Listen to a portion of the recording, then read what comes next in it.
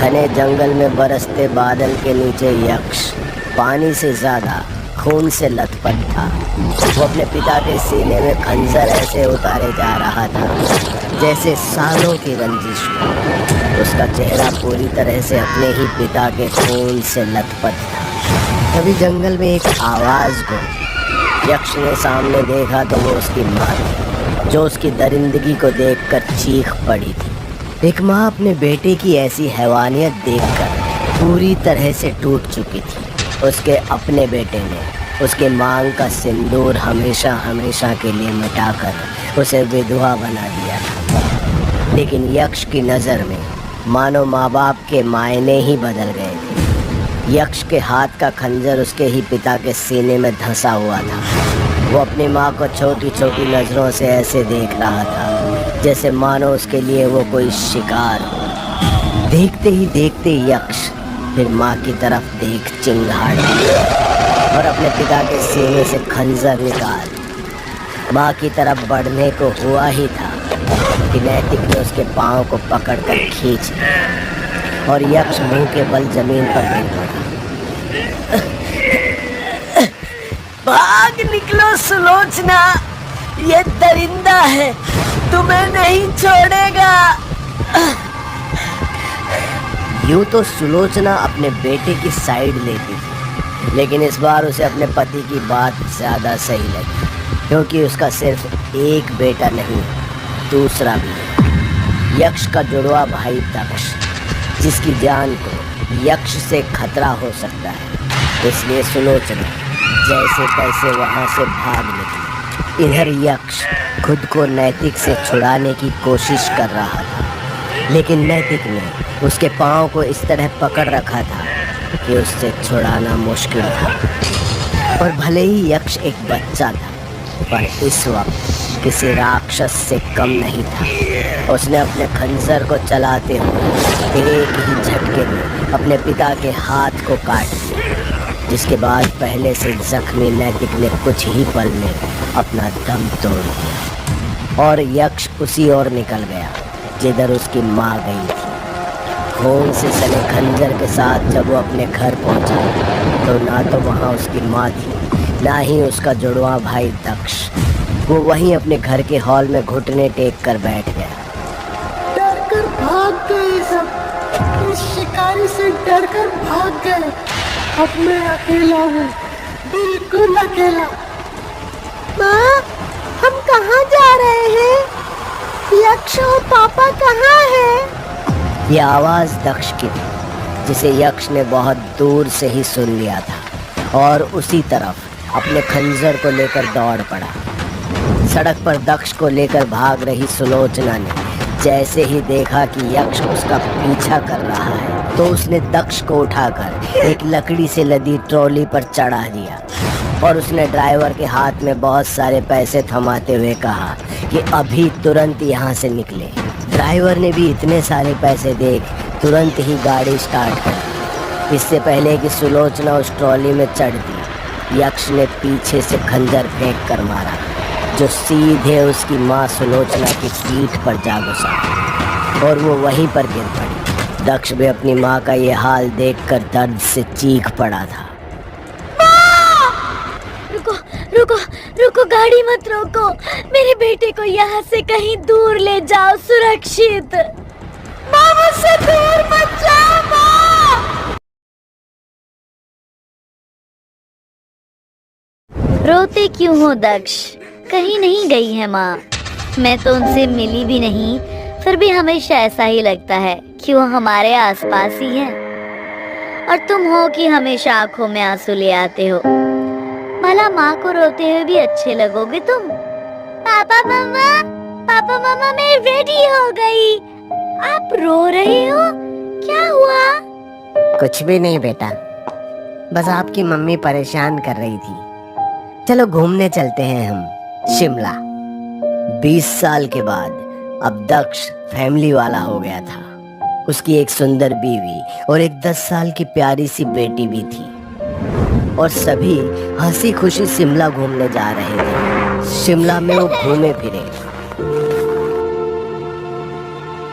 और शाम होते ही सभी अपने घर के लिए निकल गए। रात को सबने साथ में खाना खाया और सो गए। अगले 2 दिन तक सब कुछ नॉर्मल था। फिर एक दिन स्कूल से खबर आई कि नायरा ने खून की उल्टी की है। दक्ष उसके स्कूल भागा और फिर वहां से सीधा अस्पताल। पर नायरा की रिपोर्ट में तो सब कुछ नॉर्मल था। वो नायरा को लेकर घर आ गया। दोपहर से शाम हो गई और शाम से रात, पर ना तो नायरा ने कुछ कहा और ना ही कुछ खाया। दक्ष और माया की लाख कोशिशों के बाद भी उसने 1 या 2 निवालों के सिवा कुछ और नहीं निगला और ना ही वो कई रातों तक सोई। उसकी आंखों के नीचे बड़े बड़े गड्ढे बन गए थे और पहले से और भी ज्यादा कमजोर हो गई थी। डॉक्टर की रिपोर्ट में हर चीज नॉर्मल थी, जिससे एक चीज तो साफ हो गई थी कि बात कुछ और ही है। दक्ष ने अपने कुछ दोस्तों से बात की जो पैरानॉर्मल चीजों के बारे में जानकारी रखते थे, और जब वो दक्ष के घर में आए तो भांप लिया कि यहाँ कोई ना कोई नेगेटिव एनर्जी है। मतलब ये था कि दक्ष की बेटी नायरा किसी आत्मा से पोजेस्ड है। ये बात सुनते ही माया रो पड़ी और भागते हुए अपनी बेटी नायरा को गले लगा लिया। पर वो ऐसे बुत बनी बैठी थी जैसे उसे कोई फर्क ही नहीं पड़ रहा था।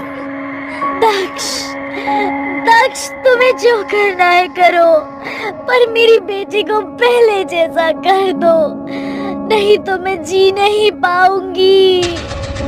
दक्ष एक बार फिर से अपने परिवार को टूटता हुआ नहीं देख सकता था। उसकी घबराहट बढ़ती ही जा रही थी, लेकिन उसके दोस्तों ने उसे संभाला और उसे मिस्टर और मिसेस चार्ल्स के बारे में बताया, जिसके बाद दक्ष ने उन्हें कॉल करके सारी बात बताई। और फिर कुछ घंटों के बाद ही उनके घर की घंटी बजी। दक्ष ने दरवाजा खोला तो सामने मिस्टर एंड मिसेस चार्ल्स थे। घर में तो हर तरफ नेगेटिव एनर्जी फैली हुई है। नायरा उस कमरे में है ना? हाँ, पर आपको कैसे पता? हमने तो नहीं बताया। हमारा तो यही काम है माया जी, पूरी शक्तियाँ भाप लेती हूँ मैं, जो इस वक्त इस कमरे में हर जगह फैल रही है। डरिए मत, कुछ होना होता तो अब तक हो गया होता, पर आपके घर का तो एक पत्ता भी नहीं हिला। मुझे नायरा को देखने दीजिए। चार्ल्स, मदद करोगे या फिर उस गमले को ही देखते रहोगे? क्या करूं?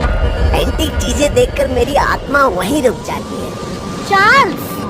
मिसेस के आंख दिखाते ही चार्ल्स नायरा के पास आया और उसके सिर पर क्रॉस लगाकर कुछ गुदगुदाने लगा। उसी वक्त मिसेस चार्ल्स नायरा के ठीक सामने बेड पर बैठ गई और उसके दोनों हाथों को अपने हाथों में ले लिया और अपनी आंखों को बंद कर मंत्र गुदगुदाने लगी, जिसके साथ ही नायरा की आंखें और भी खुल गईं और गर्दन ऊपर की तरफ मुड़ वो बेड से थोड़ी ऊपर हवा में तैरने लगी, और उसके साथ ही मिसेस चार्ल्स भी।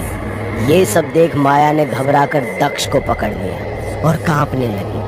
कुछ देर बाद दोनों हवा से वापस बेड पर आ गए। चार्ल्स ने नायरा के सिर से क्रॉस हटाया और वो अपने दोनों पाँवों को हाथ में समेट कर रोने लगी। माया उसे संभालने के लिए आगे बढ़ी ही थी कि मिसेस चार्ल्स ने उसे रोक दिया। इन सब से दूर रहो अभी, इसके शरीर में अभी एक बच्चे की आत्मा है। तो उसे बाहर निकालिए ना, आजाद कीजिए मेरी बच्ची को उससे। पैसे की चिंता मत कीजिए, मिल जाएगा। पैसे तो हम लेंगे ही दक्ष, पर लाश के बदले नहीं। अगर अभी तुम्हारी बेटी का एक्सोर्सिज्म किया तो वो मर भी सकती है, क्योंकि उसके अंदर एक बच्चे की आत्मा है और बच्चे बहुत जिद्दी होते हैं। तो अब क्या होगा? मेरी बेटी क्या ऐसे ही रहेगी? नहीं पता करते हैं आखिर वो चाहता क्या है। मिसेस चार्ल्स नायरा के अंदर छुपे उस बच्चे की आत्मा से बात करने की कोशिश करती है और फिर पता चलता है कि वो किसी की मौत चाहता है और उसकी मौत दक्ष के हाथ ही होनी चाहिए। तभी वो उसकी बेटी के शरीर को छोड़ेगा, नहीं तो उसके साथ ही रहेगा हमेशा ऐसे ही। दक्ष ये सब सुनकर परेशान हो गया। वो किसी की भी जान लेने के लिए तैयार नहीं था। उसने पूछा भी कि उसे आखिर किसका खून करना होगा और उसके हाथों ही क्यों। दक्ष के इतना कहते ही नायरा हवा में ऊपर चली गई। उसके शरीर की सारी हड्डियां खुद ब खुद अकड़ने लगी थी और फिर दक्ष को देख उससे गुस्से में कहा, तुझे जानना है ना कि मैं किसे मरता हुआ देखना चाहता हूँ? तो सुन, मैं अपने बाप को मरता हुआ देखना चाहता हूँ, जिसने मुझे मारा और अब मेरी माँ को भी मार देगा। वो कोई इंसान नहीं बल्कि इंसान के भेष में जंगली शिकारी है, जिसने तेरे बाप को मारा और तेरी माँ को भी। तेरा जुड़वा भाई यक्ष, जिसने तेरी आंखों के सामने तेरी माँ को मारा। तू अपनी माँ को नहीं बचा पाया, पर मेरी माँ को बचाने उस दरिंदे से चाचा। क्या दक्ष इस आत्मा की बात मान लेगा? क्या वो अपनी माँ की मौत का बदला लेगा? और क्या दक्ष यक्ष से सामना करने पर जीत पाएगा, या वो भी उस शिकारी का शिकार हो जाएगा? जानेंगे सब, और इस बच्चे की कहानी शिकारी के अगले भाग में, जिसे अगर आप जल्दी ही देखना चाहते हैं तो कमेंट कीजिए, कहानी को लाइक कीजिए और अभी शेयर के बटन को दबाकर कहानी को सब जगह शेयर कर दीजिए। हम मिलेंगे शिकारी के अगले भाग आर या पार में।